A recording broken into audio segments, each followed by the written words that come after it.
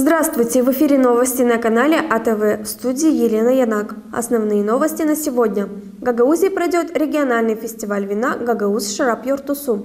В Молдове с 17 по 19 октября ожидаются ночные и утренние заморозки. В библиотеке города Вулканешты прошел шахматный турнир. 6-й выпуск Республиканского кубка по гимнастике на батуте прошел в Неспаренах. Республиканский турнир «Кубок правительства» прошел в городе Бессарабяска.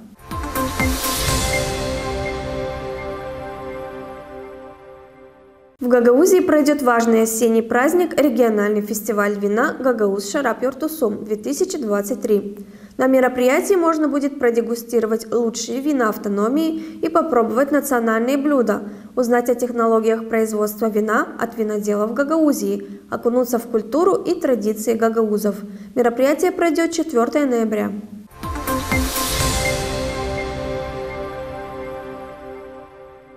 В Молдове с 17 по 19 октября ожидаются ночные и утренние заморозки до -3 градусов. Об этом сообщила Государственная гидрометеослужба. Синоптики 16 октября объявили желтый код метеоопасности заморозков на всей территории страны. Это предупреждение действует до 19 октября. Температура воздуха в эти дни утром и ночью может достигать от -1 до -3 градусов. В гидрометеослужбе предупредили фермеров о том, чтобы они подготовились к таким погодным условиям и защитили посевы. Синоптики также призвали граждан одеваться потеплее.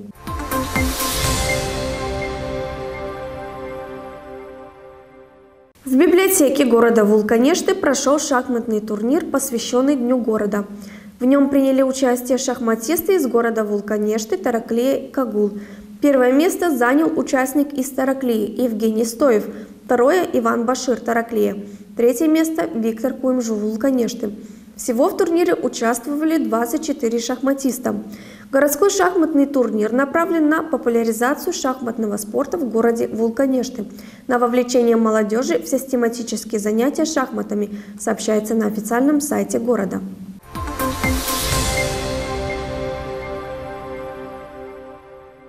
В Неспаренах состоялся 6-й выпуск Республиканского кубка по гимнастике на батуте в память об Анне Ранге, чемпионке Республики Молдова, мастере спорта.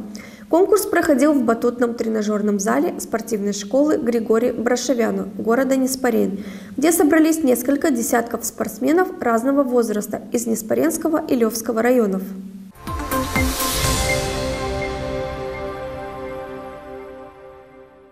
Recent, la Nisporeni a avut loc a 6-a ediție a Cupei Republicane la gimnastică pe trambulină în memoria Anei Ranga, campioană a Republicii Moldova, maestru în sport. Concursul s-a desfășurat în sala de gimnastică pe trambulină a Școlii de Sport Grigore Brașoveanu Nisporeni, unde s-au reunit câteva zeci de sportivi de diferite vârste din raioanele Nisporeni și Leova. Astăzi, în incinta Școlii Sportive Nisporeni, va fi organizată Cupa Tradițională Republicană în memoria campioanei Republicii Moldova, maestru în sport Ana Ranga.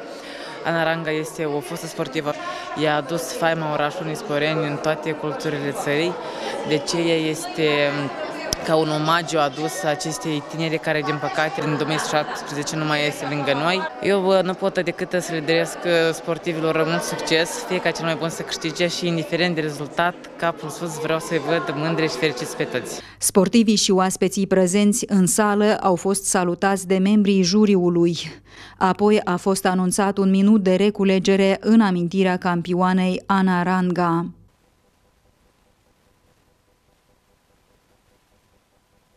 Evenimentul a continuat cu o prezentare demonstrativă pe trambulină susținută de campionul Republicii Moldova, originar din raionul Nisporeni, Andrian Zaporojan.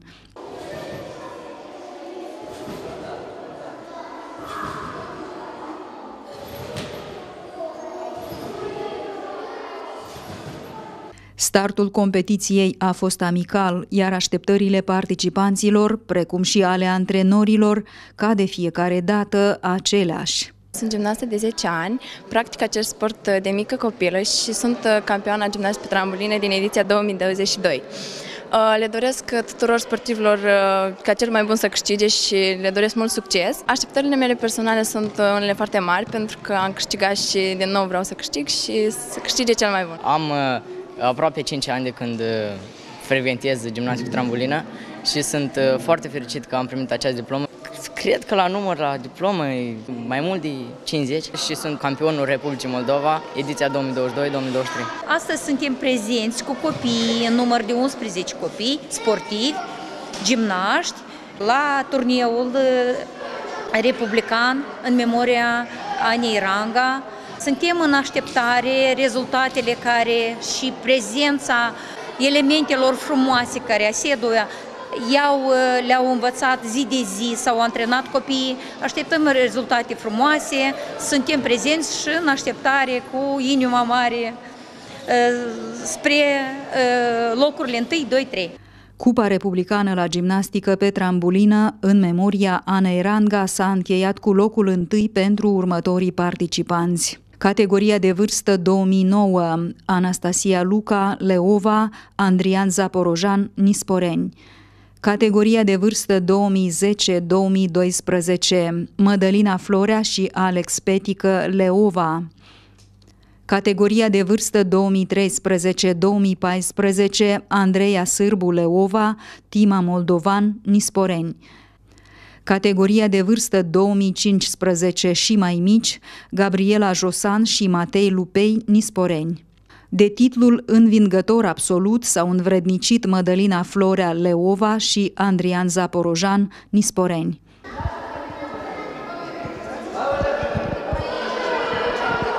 Ana Ranga s-a născut la 17 aprilie 1994 la Nisporeni. Pasiunea pentru gimnastica pe trambulină și munca asiduă i-au adus ani la rând titlul de campioană a Republicii Moldova. Sportiva s-a stins la 29 septembrie 2017 în rezultatul unui atac vascular cerebral.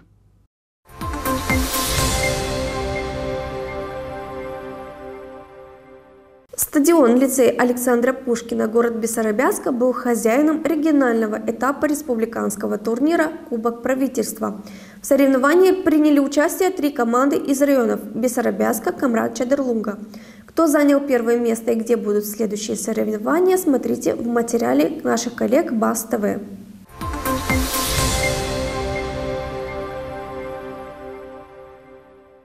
Echipei adverse al nostru! Salut! Comandii naprotiv, fiscult! Привет!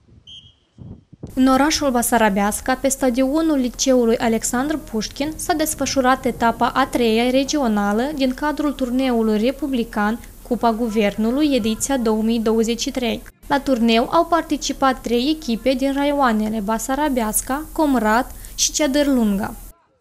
În etapa raională câștigată echipa Liceului Teoric Constantin Stere din Abaclia, care a reprezentat raionul nostru în faza a 3-a regională.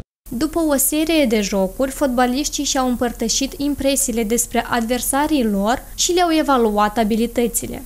Până acum am jucat cu echipele tot din Basarabeasca, Comrat și până când am câștigat. Astăzi mai rău puțin, avem niște pierderi în echipă, puțin jucători n-ajung, traume. Cu Comrat a fost un meci mai dificil, dar au fost și niște greșeli care le-au comis unii.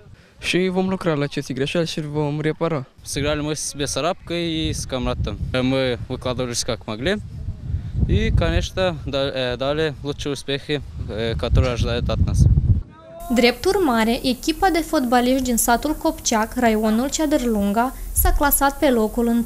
Fotbaliștii de la Comrat au ocupat locul al 2-lea, iar echipei din Basarabeasca i-a revenit locul 3. După cum a remarcat profesorul de educație fizică Oleg Guțu, echipa din satul Abaclia nu joacă fotbal de nivel profesional precum ceilalți participanți la competiție. Nu ne-am pregătit nici într-un fel. Noi, echipa, am strâns o săptămână trecută pentru etapa raională și tot cu asta echipa a venit aici. N-am făcut niciun antrenament. Iată, băieții cum au jucat azi, pur și simplu au jucat pe baza la talentul lor, cât ei sunt de bravi. Noi suntem amatori, care ne-am întâlnit ieri și am jucat azi. Spectatorii care au venit să-i susțină pe fotbaliștii locali au evaluat altfel pierderea. Я вообще пришел поддержать нашу, Абаклийскую, потому что я знаком с большинством ребятами. Пришел просто поддержать друзей.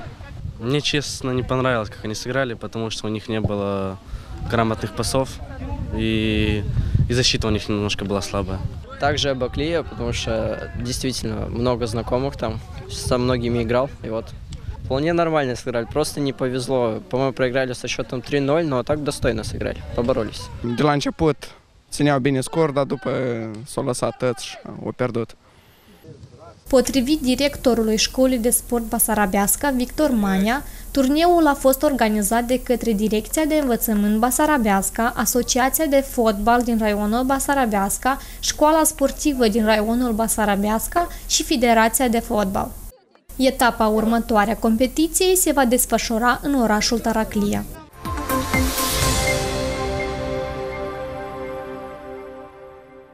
Это были все новости на канале АТВ. Подписывайтесь на наши социальные сети. До скорых встреч!